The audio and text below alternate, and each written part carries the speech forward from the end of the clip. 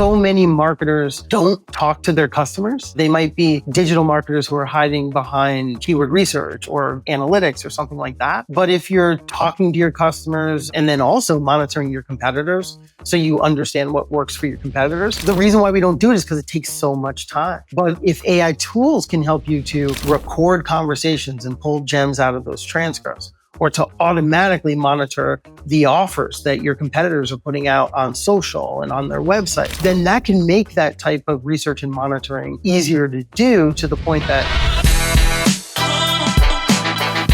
Hey everyone, I'm Scott Branley, and I'm here with my co-host DJ Sprague and our special guest, Dale Bertrand. Dale, welcome to the show. Well, thank you for having me. I'm looking forward to a lively conversation. We're excited to have you, and I have the esteemed honor of introducing you. Dale and I have known each other for a couple of years now. We've both spoken at the Traffic or the Conversion Conference, and Dale Bertrand has been an SEO specialist and AI consultant to Fortune 500 companies and venture-backed startups around the world for 2 decades. His clients include global brands such as Citizen Watch, Nestlé, Raymond Weil, ExxonMobil, and Bulova, and he applies his graduate school work in artificial intelligence in search engine marketing and speaks globally at marketing industry conferences. And having seen him speak on several occasions, he's a fantastic speaker. So if you get the chance, definitely attend one of the shows or conferences that he's speaking at. So welcome again. Well, thank you for the introduction. It's hard to follow that. So I guess let's just kick off SEO, right? Like, that's a pretty intense field to get into, and it's constantly changing. So how did you get into that industry? Oh, wow. So it was a long time ago. So more than 20 years ago, I was in school, and one of my professors was building a website for the department and asked me if I could help them, just advise them on how to optimize the site. So back then, I don't really think SEO was a thing. What we did was we just made sure we put the right keywords in titles and also in the keyword meta tag, which doesn't work anymore. But that was a long time ago. And then after that, I studied AI in grad school. I worked as a software developer and an engineer. And then I switched back over to marketing. And that was 15 years ago that I decided to do marketing exclusively. And because I had the technical background and the AI training, everybody was asking me to do SEO, and the rest is history. Yeah, it's interesting how you really were an early adopter. I mean, you were doing AI in grad school before most people even knew what AI was. Yeah, before I could spell AI. But the algorithms were very different back then. Nowadays we have large language models and deep learning, and the algorithms were dedicated algorithms for image processing back then that we were working on. Okay. I know you did a lot of work with the government. Yes, that could have been some scary stuff, depending on how they used it, because we were working on a system to shoot down airplanes, basically. And to automatically detect whether they were civilian or military just based on an image of the airplane. So that's scary, and I hope they didn't put it into practice. Yeah, it's wild. So AI, SEO, how is AI changing SEO? I know you're an expert in both, and you're marrying those two disciplines. So what is happening with AI in the SEO world? Well, there's a lot. And really the way I always like to talk about it is that you have to separate how AI is changing the way marketers run campaigns and do SEO and coordinate their work on different channels. There's a ton there that marketers can use AI for. But then in my world, I focus on Google and organic traffic from Google. So the other side of it is really how Google is using AI. Google's using AI to understand search queries so that Google can understand what is this person really searching for based on what they typed in. That's like the real intent behind the search. But then Google's also using AI to generate summaries and AI overviews and a number of other things. So Google's been an AI first company for a long time. This is nothing new for them, but it is new in terms of our consciousness as marketers, what we're using AI for and what Google's using AI for. But those are really the two big areas. You said you do a lot with e-commerce clients. How are you helping your e-commerce clients to be able to understand AI or even leverage it when they're considering search engine optimization. Yeah, I mean, our clients are using AI for pretty much everything, not just SEO.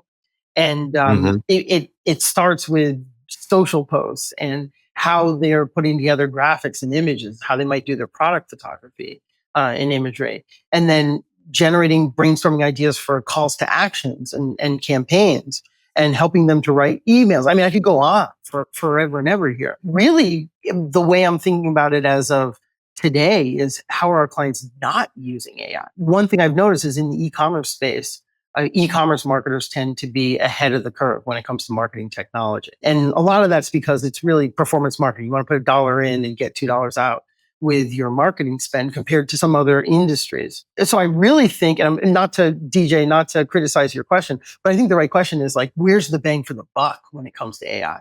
Because a lot of folks are trying AI and spending a lot of time with it, not seeing the results that they expect, and then getting frustrated, and they might turn away from it. But in the e-commerce space, like your competitors are figuring it out. You have to figure it out. I think in every space, they're figuring it out, and everybody has to adopt and integrate AI for operational efficiencies, marketing, lead gen, communications. I mean, AI is not going away. And I think any business, every business has to be embracing AI everywhere they can. Yeah. So I would think of it in terms of what are the quick wins if you're just getting started, or maybe you've been doing it for a while and you're frustrated with it.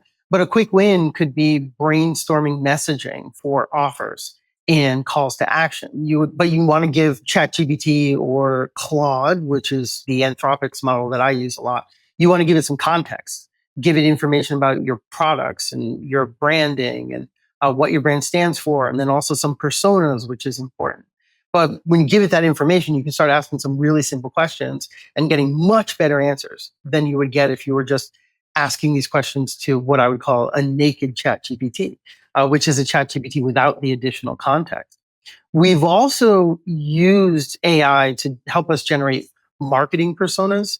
So you could imagine that you might have some information about your best customers, some information about your products, the problem it solves. In the case that I'm thinking of, we have call transcripts, like customer service call transcripts, questions that have come over through email, and make sure that we just dump all that into ChatGPT, Claude, or Gemini, whatever you're using, and then ask the right questions. But you want to make sure that you're asking for maybe some surprising reasons why they would want to buy your product. Or what would a marketer not know about this particular individual? Just trying to pull out some things from the AI that you might not have thought of. So in that sense, you're using the AI in two different ways. You're using it to aggregate the information that you've been able to pull together and basically aggregate it into a coherent and useful persona document. But then you're also using it to enrich that information by brainstorming some ideas of its own. Like AI is not smart, but it is able to come up with some new ideas for you to consider, as long as you're not relying on it 100%. Yeah, I like that idea of mining for nuggets that maybe you wouldn't have seen or identified, but letting the AI surface some of those ideas and insights based on, large data sets, thousands of reviews or thousands of customer support tickets, et cetera, and then mine for that insight. Yeah, I've worked with a lot of emerging brands, so like startup e-commerce sites. And for forever, I've been telling them, like, call your customers. So especially in the beginning when you don't have very many, and ask them, how did you find us? Why did you choose our product? What do you like? What do you not like? Did it arrive on time? All of that good stuff. But nowadays, I want to make sure that those calls are recorded so that we can give transcripts to AI to mine those nuggets. And be careful, because you might have to make sure you disclose that you're recording it, depending on what state you're in and what state they're in. So be very careful about that. But in addition to that, I used to tell the entrepreneurs that I work with to ask them, how did you find us? And that makes a lot of sense. Every business does. But now what I'm telling them to ask is, like, let's say they were looking for baby onesies for a baby shower. And I would say, how did you search for the onesie? That's a different question, and you'll likely get a different answer, because they might tell you what they typed into Google. They might tell you that they didn't use Google. They used Amazon or YouTube search engine or ChatGPT, something like that. Or they might tell you that they didn't type in baby onesie. They typed in, I need a baby onesie for my friend who does this and is really into organic fabrics, but not bamboo because she's allergic. Like those are the types of complex queries that Google can handle now and ChatGPT can handle. So your customers, especially these consumer audiences that we're usually going after with e-commerce marketing, they're moving quickly in terms of adopting Perplexity.ai or alternative search engines, not just Google. So you want to make sure that you're talking to your customers so that you know where you need to be with your marketing. Now, with all of that said, right now Google is still where it's at, but it is shifting very slowly, and you want to make sure that you're asking the right questions so that you know where they are searching when they start using alternatives. Yeah, that's a great applications. So back to e-commerce, what are some of the AI tools you'd recommend that an e-commerce site use? Could you just 3 to 5 must-have tools? I'll give you 3 to 5, but I'll start with one, which is really your large language model of choice, which is either going to be Gemini, ChatGPT, or Claude. Right now, I use Claude with the Claude Sonnet model, and it's great for writing. And the reason why I'm starting with only one is because for people who aren't super technical, you can get 90% of the way there just by focusing on ChatGPT or Claude. I would say Claude right now. And just learn how to use it, learn how to prompt it, share prompts with other folks on your team that you work with. That's also really important because if you're sharing prompts with people on your team, you're basically doubling, tripling, quadrupling the amount of experimentation that you're all able to do to figure out what works. And I'll give you an example. Like I have a monster prompt that I use to generate LinkedIn posts and other social posts. It has a huge persona. It has a style guide of how I want it to write. It has a very long list of words that I don't want it to use. And then I'll also give it a template, which is a description of whatever I'm trying to have it write. Now, that's a very long prompt that took me a long time to really get it to where I want it to be. But now that it's working, I can generate social posts that really only require a little bit of my attention to revise them. So you really want to make sure you're looking at what are these tasks that you're doing on a regular basis. It might be creating social posts. It might be promos or CTAs, whatever it is, or writing product descriptions if you have a lot of products that you're introducing to your catalog. But what are those tasks that you're doing on a regular basis that take a lot of time? And then put in the effort to perfect it, to build that monster prompt that does exactly what you want it to do so that you can reuse it over and over and over. And the time savings just builds over time.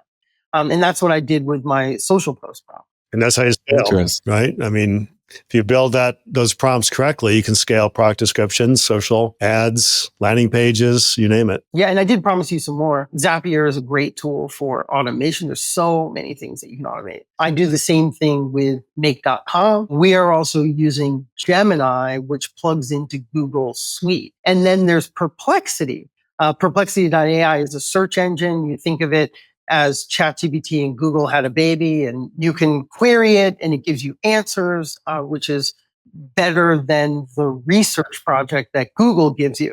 Wow.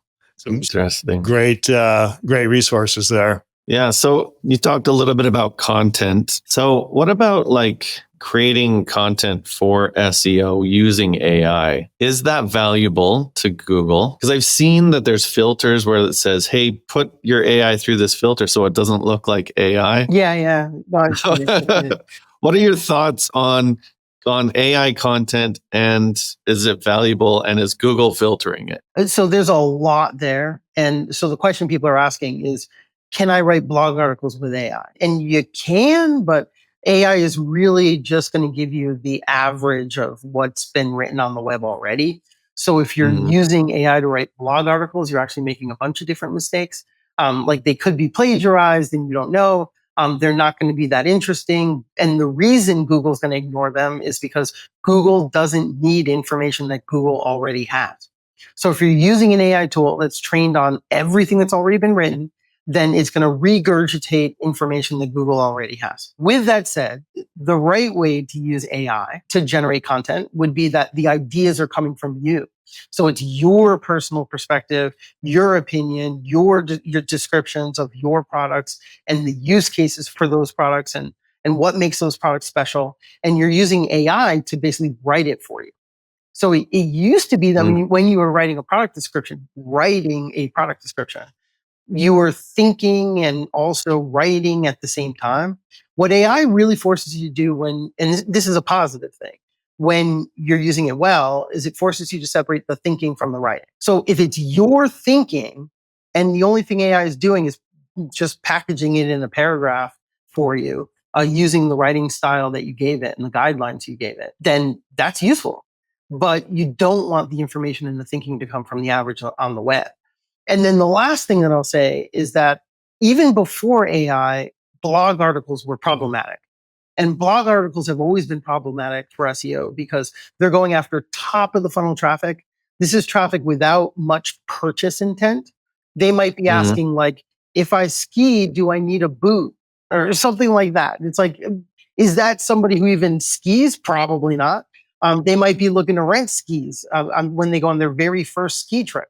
But that's not somebody who's going to buy ski boots from you if you sell ski boots online. So a lot of those top of the funnel informational searches that are attracted by blog articles, that content was never converting and that traffic was never converting. So going forward, we're looking at new formats for our content, like comparison pages, where you could get some data on your products, maybe your competitors' products, line up the comparisons side by side and just give some really useful information. And then there's another area that I'll mention really quickly, just because I just started to dive into it this week. So it's new for me and I know it's going to be huge, which is that you can use AI, especially Claude with its artifact feature, to create interactive widgets on your website. Think of them as like one-page apps. So we're talking to clients about using these as pricing tools or configurators for products that you might sell online or customization tools. And you can create those as a marketer really quickly nowadays without a coder. And that's something that AI makes possible. With AI, we could create these interactive one-page application widgets really easily. Right. And we're looking at using those to generate, as basically just lead magnets that we can promote on social and also get backlinks that help us for our SEO and that sort of thing. So it's a new form of SEO content. Clever. Yeah, that's great. So yeah, going back to A versus B and product buyer guides and things like that. I know you've talked a lot about that. And of course, we've had conversations about Q&A in the past as good, BOFU, bottom of funnel content, high purchase intent, long tail. Any more thoughts on that? Yeah, well, I love the buying guide concept. So we love to write niche buying guides. So it's not a decorating your new home buying guide. It's a blackout curtains buying guide, very specific. But as long as it's useful, as long as it's answering the questions that your customers have when they're making a purchase decision for your products, then it's a useful page. And Google will see that people are landing on the page, staying on the page, diving deeper into your site, buying something. And then that's content that Google wants to rank. But just take it one step deeper with the buying guides. I also love to think about the buying guide mindset. When you're writing a buying guide, the whole point of a buying guide is to answer your customers' questions. Give them the information that they need so that they'll hit that buy button. And that's really the mindset that you want to have with every page on your website. Maybe it's a category page, maybe it's a product page, maybe it's an article. But what information do they need so that you're delivering them to the buy button? That's it. Yeah, decision aids, really. What are the decision aids you can provide that's going to help them make an easy decision? So speaking of all that, what are some of the key things on a product page that you think most e-commerce sites could use help with or are missing or could improve? When it comes to product pages, typically we have descriptions and features and specifications and some images. And that makes sense. We definitely want to do that. But what a lot of sites are missing is like how you're going to use the product in context. You want your customers to be able to see exactly how they can use it. The piece of advice that I was given a long time ago that I think has worked really well for me is to just know that your customers do not have imagination or vision. It's going to be hard for them just to envision your product in the way that you as the seller, the maker, whatever it is of the product can really envision the way that they're using the product. Another way that we're using AI for, let's say, product pages is I have a prompt that will look at a product page and say, what questions would my persona have about this product? And what's the answer based on what's on the product page? And then another good prompt is, what questions does this page answer? So that it'll give you those questions, and then you can have it generate, and then you can go in there and have it generate the like a 1 or 2 paragraph answer to that question based on the information on the page. And when I give that advice, some marketers will say, well, I don't get it because the AI is just generating information that's already on the page in a different form. And what you're really doing when you do that is you're helping to deliver the information about the product in multiple formats, multiple ways, so that Google can pick up on whatever it wants to pick up on when it comes to showing that product page in the search results or including the product in an AI overview or something like that. Yeah, those are great suggestions. Because like you said, the customer doesn't have imagination. And a lot of times, neither does the creator of that page, right? They're just taking stock images or maybe some UGC created content, but they're not thinking of all the variables, like, a dozen different applications for a product. But the more variations you can show and the lifestyle applications you can portray, the more people can envision using and having and owning that product. And also it's something they have to have. So when you are working with a client, what's your process of going through their site and like figuring out what they need for SEO? So it really starts with understanding where are they at. So, and every site that we work with is different. Some are just getting started. So we just want to get them established, get them out of the sandbox. And there are others that have a ton of traffic on the other end of the spectrum. And it's really more about CRO at that point, where we're looking at the traffic that they have, and we're looking at the keywords that are driving converting traffic. And then we're looking for more opportunities to optimize for those intents, the intents behind those keywords that are actually converting. A lot of times when websites have traffic, the traffic just isn't converting. It's like, we're doing some SEO, we're writing blog articles, we're getting a lot of traffic, but it's not actually converting. And I think what has surprised me working with a number of different e-com brands is that they're getting traffic, but they don't really know where the sales are coming from.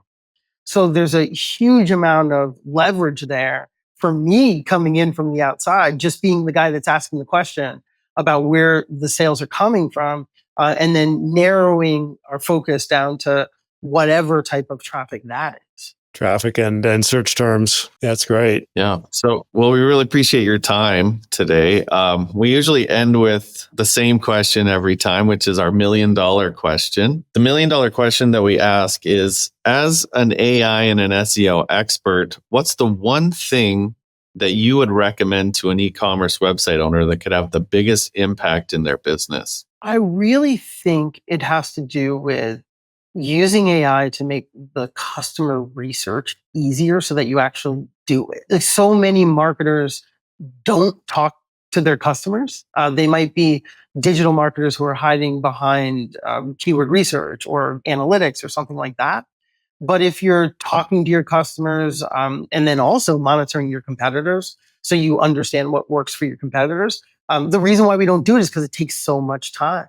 But if AI tools can help you to record conversations and pull gems out of those transcripts, or to automatically monitor the offers that your competitors are putting out on social and on their website, then that can make that type of research and monitoring easier to do, to the point that you're able to do it right and benefit. Because we all know that if we were just really able to hone in on the exact right messaging for the exact right market that we're going after, that is a multiplier, like a force multiplier for all of the marketing that we do. Great input. Well, Dale, it's been amazing having you on the show, and your insights and experience are invaluable. How can people get a hold of you, and how can you help people that are listening today? Well, I'm always happy to talk about SEO and e-commerce SEO. That's what I do.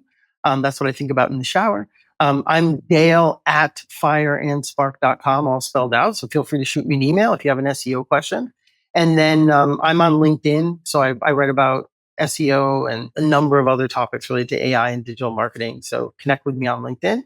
But yeah, if you reach out directly, I'm happy to talk. Fantastic. And we'll put all your links in the show notes so people can reach out. Having spent a lot of time with you on different webinars and speaking engagements. You're a wealth of information. So I always recommend people reach out and talk to you about AI, SEO. And don't forget to get your free copy of Reputation King at reputationking.com. And Dale, thanks again. Have an amazing day.